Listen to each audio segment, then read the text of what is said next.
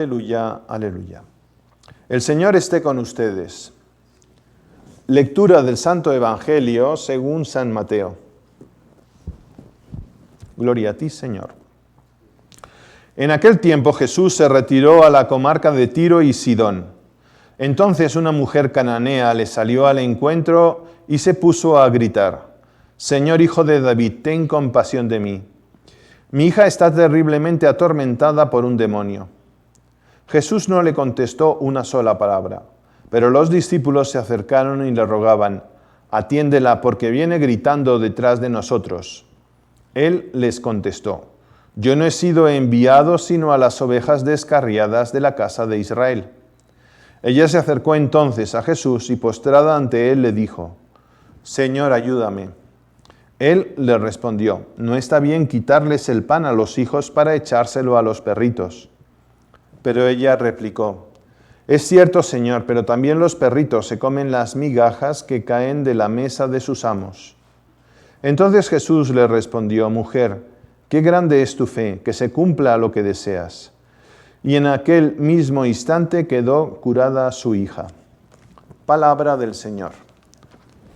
Gloria a ti, Señor Jesús.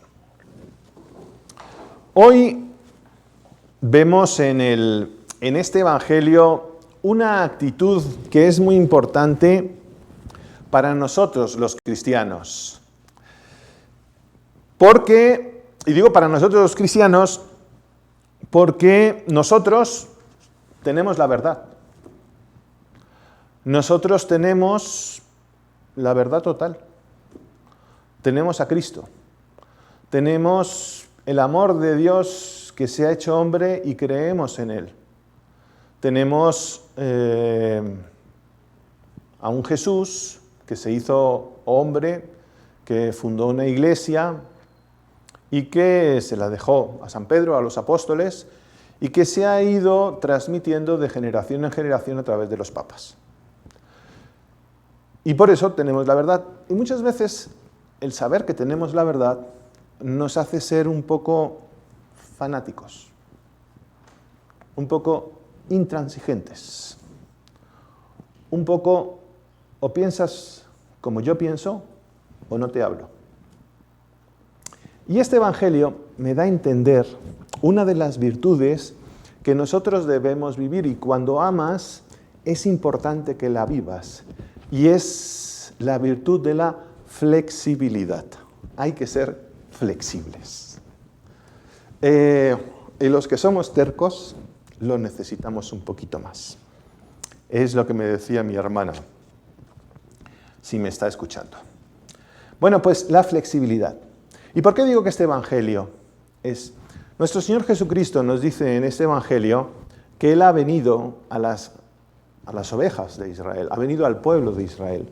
Dios nuestro Señor había escogido un pueblo dentro de todos los pueblos, el pueblo de Israel, el pueblo judío, un pueblo pequeño dentro de los demás pueblos de aquella región y de aquella época, pero lo escogió y lo llamó pues a su seno, a su servicio. Hizo una alianza con ellos, Él les cuidaría y ellos debían cumplir sus mandamientos. Y se fueron separando, se fueron haciendo eso, un poco intransigentes, un poco pegados a la ley, sin tener en cuenta el espíritu de la ley. Hablaban mucho de las normas, pero no entendían que lo que nuestro Señor Jesucristo no eran sacrificios y holocaustos, sino un corazón contrito y humillado, la misericordia y el amor. Y Jesús, Dios, se hizo hombre para enseñarnos eso. Pero se lo enseñó primeramente a las ovejas de Israel. Él estaba llamado, su principal tarea era pues los propios del pueblo, ¿no? Escoge a los apóstoles y a ellos se les enseña. Ellos después a lo mejor ya irán y abrirán el mensaje del Evangelio a todas las naciones, que de alguna manera en el Antiguo Testamento ya estaba. Pero en este caso vemos que nuestro Señor Jesucristo, si bien Él dice que he venido a las ovejas descarriadas de Israel, he venido a las ovejas del pueblo escogido, al ver a esa mujer, al ver el corazón de esa mujer, al ver el amor de esa mujer, al ver la necesidad Y siendo Dios nuestro Señor con pasión absoluta, amor absoluto, no le importa desviarse de su camino para seguir amando. Y yo creo que esa es una virtud que nosotros tenemos que tener en nuestras relaciones. Esa flexibilidad, ese saber qué es lo que el otro necesita. Ese saber, mi hermano, mi mujer, mi marido, mi hijo, ¿qué es lo que necesita? Mi papá, mi mamá, ¿qué es lo que necesita? Porque muchas veces nosotros tenemos nuestro plan, tenemos nuestro programa, que ya me ha costado mucho hacer ese programa, para poder combinar todas las múltiples cosas que tengo que hacer, y que todas son importantes. Entonces, como que un acto de caridad no entra dentro de mi programa. Y nuestro Señor Jesucristo aquí nos lo enseña. Se va a una Cananea, que era un pueblo, era una región de Israel un poco mal vista, no eran idolátricos, paganos, no vivían los preceptos de nuestros antepasados. Y eran pues muy romanizados, eran muy paganos, eran cananeos. Y los judíos a los paganos les utilizaban, eran como los perros, ¿no? Eran esos insultos, ¿no?, que hacemos muchas veces y que agarramos a un pobre animal, ¿no? ¿Qué culpa tiene el pobre animal para decir que sea malo? Pero bueno, es como decir, cuando dices, eres un cerdo, es como decir, eres un cochino, con lo rico que es ese cochino.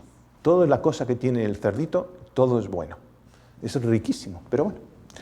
Entonces, Jesús no le importa salir de su plan, porque su plan, al fin de cuentas, es el amor.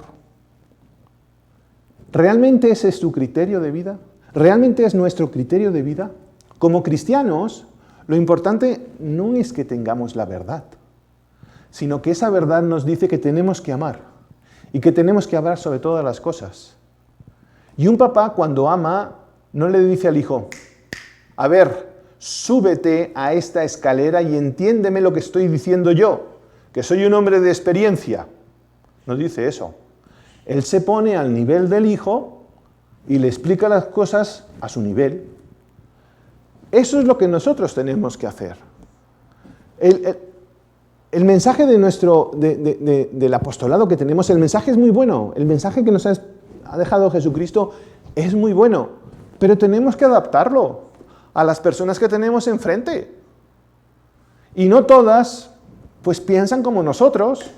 Entonces modifica no el contenido, sino la forma. Esa es la flexibilidad que nos pide Dios. No nos pide que dejemos de ser apóstoles, no. Nos pide que modifiquemos la forma de llevar el apostolado, nuevos métodos, nuevas formas. Ya nos lo decía San Juan Pablo II cuando estaba empezando su pontificado. ¿Con qué más razón ahora? Porque de la época de Juan Pablo II a la de ahora ha habido un cambio sustancial culturalmente. Por eso, realmente adaptémonos. Una vez había una pareja, la mamá era la cena, la mamá había estado pues todo el día en la casa trabajando, haciendo tareas, saliendo para pues todos los pendientes que había. El muchacho no había ido al colegio porque era época de la pandemia y todo lo demás. El papá sí, había ido a trabajar, llegó por la noche, llegó cansado, y entonces la mujer dice al marido, siéntate, vamos a cenar.